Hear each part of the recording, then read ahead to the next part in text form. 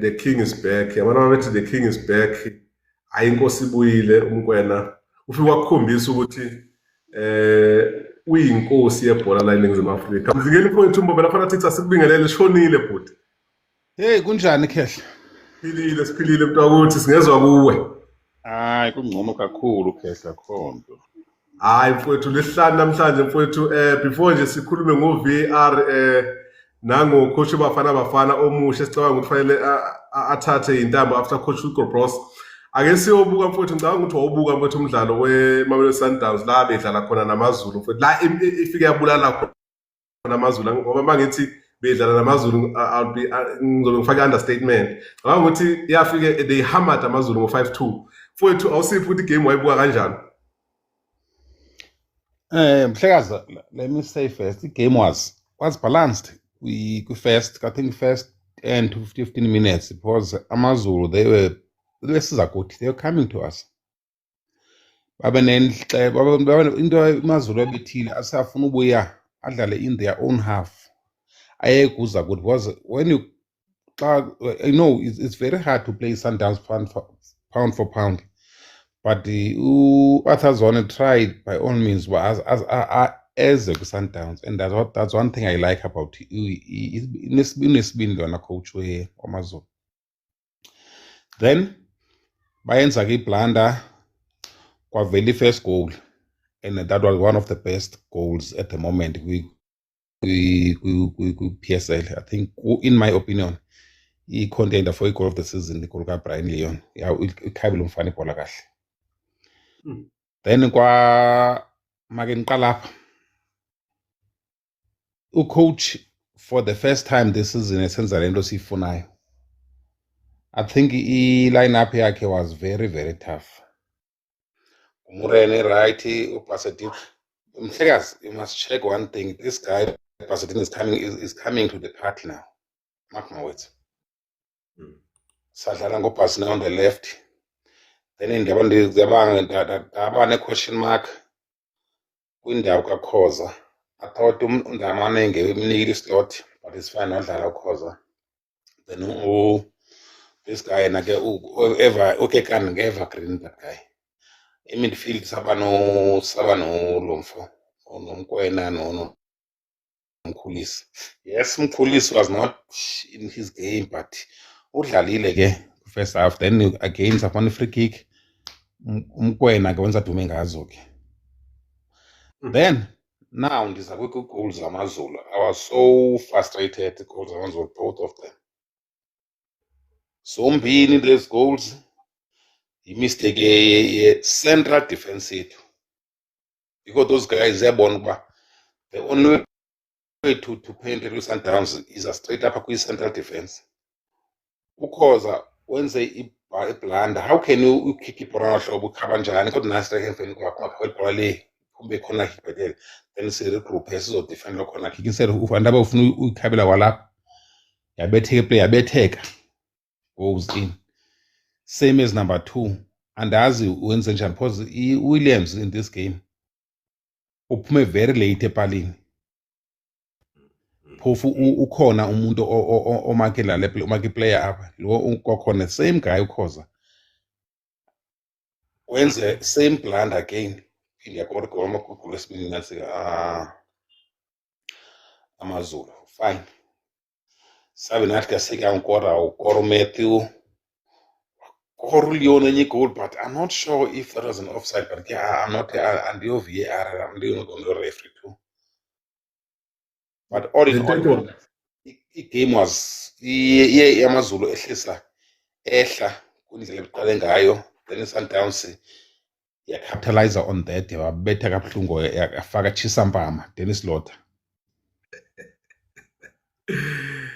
Mhlekazi umdlalo obemuhle kakhulu umdlalo wamaZulu kanye neMamelodi Sundowns. iMamelodi Sundowns ke ibikade ibuyele ekhaya layo okuyiLoftus sibiza ngeSlaughterhouse ngoba cha impela mawuye lapha eLoftus ayawuphuma impela uphila lapha yana.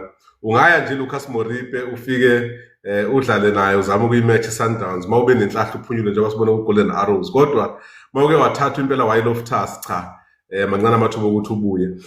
Ngiyafisa Mhlekazi ukuthi kuncane singakusho ngale ya game, kodwa ngifisa ukuthi ke sibalule laba badlali abafana nabo Brian Leon ukubuya kwabo egamini, phinde futhi kube ukubuya kaMkwena. Kuthini ukuphawula kwakho njengoba abadlali beqala manje bebuya eteamini, abanye bekade ngama injury? Mhlawumbe iMamelodi Sundowns esingayilindela against iGolden Arrows, imiphi imiphumela noma umdlalo esingawulindela against iGolden Arrows, ngoba sizokhumbula ukuthi niya lapha eKingswell Ithini Stadium la khona kuzofanele ukuthi nifike nibuyise induku zika-1-0 ze-Arrows. Lo mdlalo ubona mhlawumbe uzoba kanjani kulabadlali basebebuyile manje? Yabona ke Mhlekazi, in this game ya Sunday, I think Sundowns will come to the party because igame yethu ne-Arrows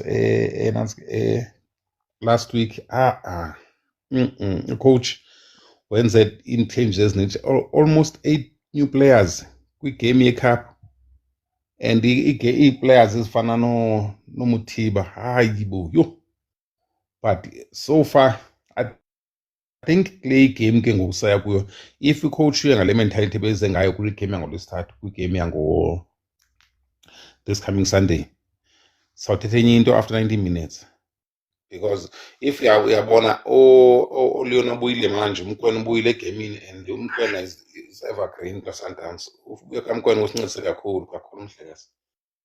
Kangiba ne-changes ezenziwe ngucoach ndizithandile, but Mhlekazi kancane nje ndifuna ngoSquitch. iSquitch is coming to a party too. Yeah. Uboy uyangena daily kwi-Sunday game iSundowns. I-played well la game, of which kuyabonakala manje usekhona lapho 1 2 3 ngefana apolusha khona, but Mhlekazi i-substitution ka-Alende engene nomkhulisi was one of the best. Ucoach uyayibala kahle le nto. How I wish ingase even play game Sunday aqale ngomkhulisi then abuye aqobelele ngo-Alende xa engene as substitute utshintsha tu igame eSundowns. It's not the first time eyenza laa nto. Even last season if umbukele kahle ebehlangene as a substitute angena atshintsha igame, asunele igame kakhulu. Mhlekazi, kukhulu esingahle sikubone emdlalweni waSunday, kukhulu futhi esikulindele emdlalweni waSunday.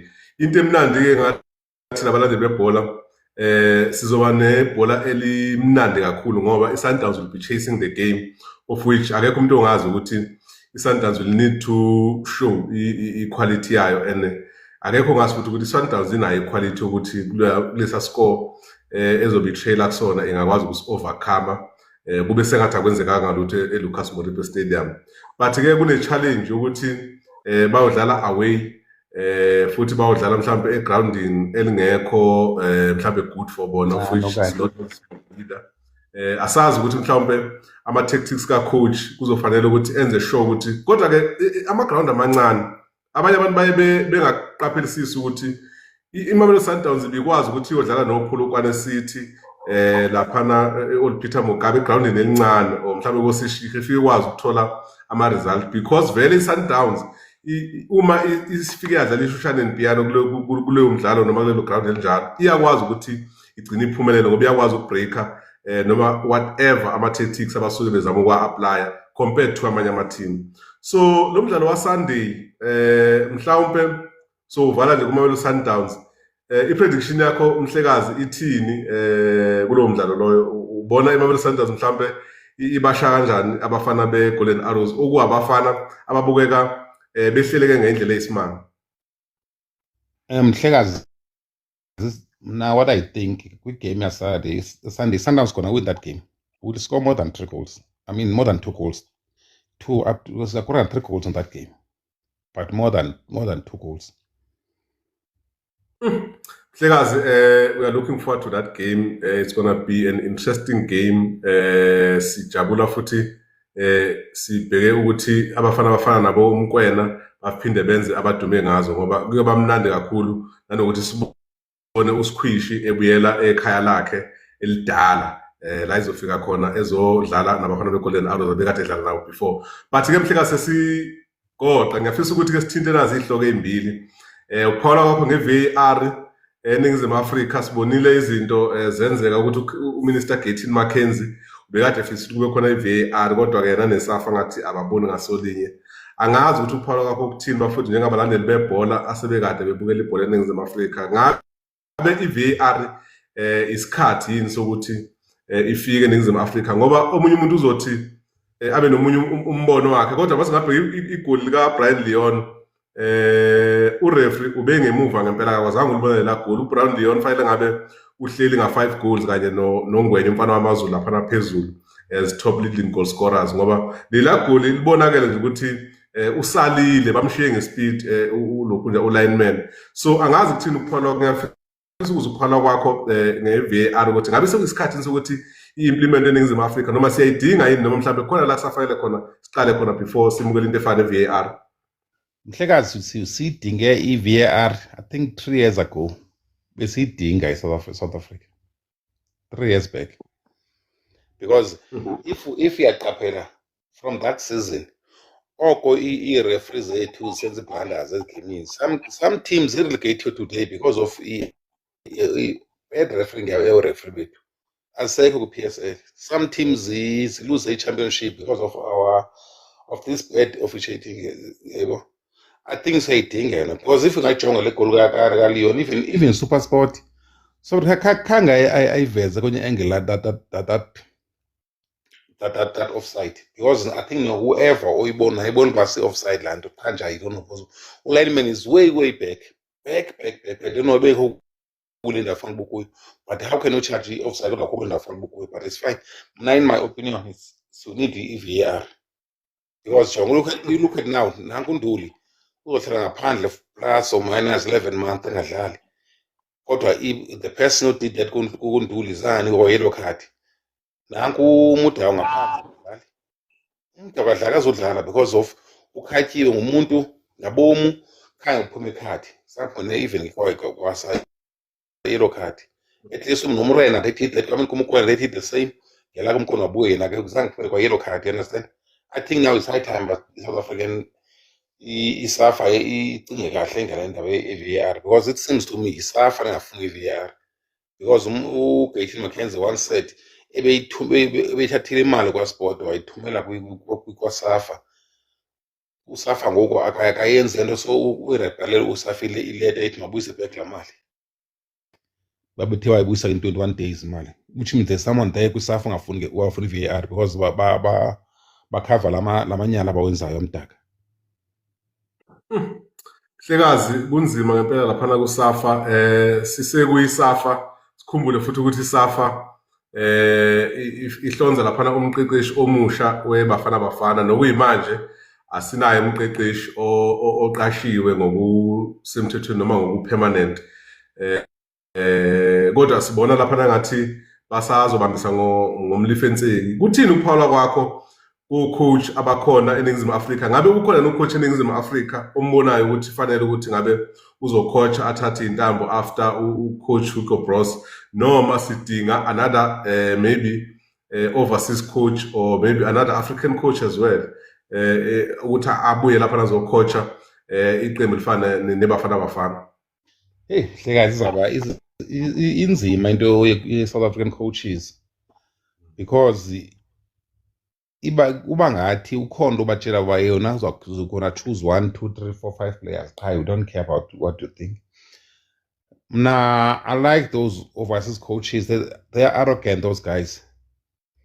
They will choose a player by merit. If you played well in your team, you will be in the national team. So South African coaches kumaxesha phambili business zakhe za-19 favorism. I think Hugo Broos now only say another thing about being a stubborn coach. You don't give them just do them to think right. Because if you can check every time Hugo Broos announces squad sakhe, you will hear a lot of things with the media. Wow, coach this, coach that, coach. And South African coaches on as a full one to the when you're gonna choose 1 2 3 and finish keep it.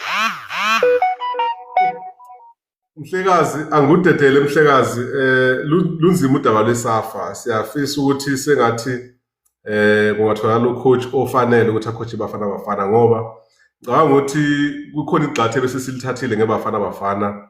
We have now become a team in Africa that every opponent that comes against Bafana Bafana Africa they might be scared of playing against them. You guys have beaten our teams afana nabo Morocco, which are far better teams even in the world. So mhlekazi sikudedele mfo siyathemba ukuthi ngesonto uzosibukisa umdlalo omnandi because thina we are all about imidlalo emnandi. So mfana uDave ubuyile, inkosi ibuyile. We are hoping ukuthi you guys will get our goals and then win that match to see you guys. Ngiyaphola la game Chiefs.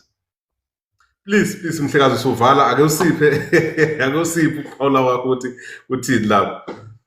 No, I didn't watch game but ndayibukela following day ndabukela game yonke and I watched that game.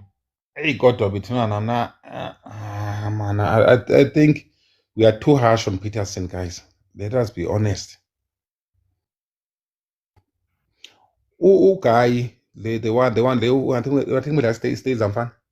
How can you take Ebola outside ungenayo ku 18 area or 16 area upasa goalkeeper kula condition ye weather when bekunetha phana kumanzi and usuka nebhola ngaphandle sedukhaya ibhola phandle team regroup izo defend ujika nebhola ungena kwa 18 kulo wakho as a defend upasa goalkeeper from goalkeeper because waqala wachibilika before aye kula bhola and ke ngokuna nge10 kunansika uPeterson on that issue say yes yena unazi planda njengo William but I play game i-defender ye Chiefs iyamdlisa lo mfana.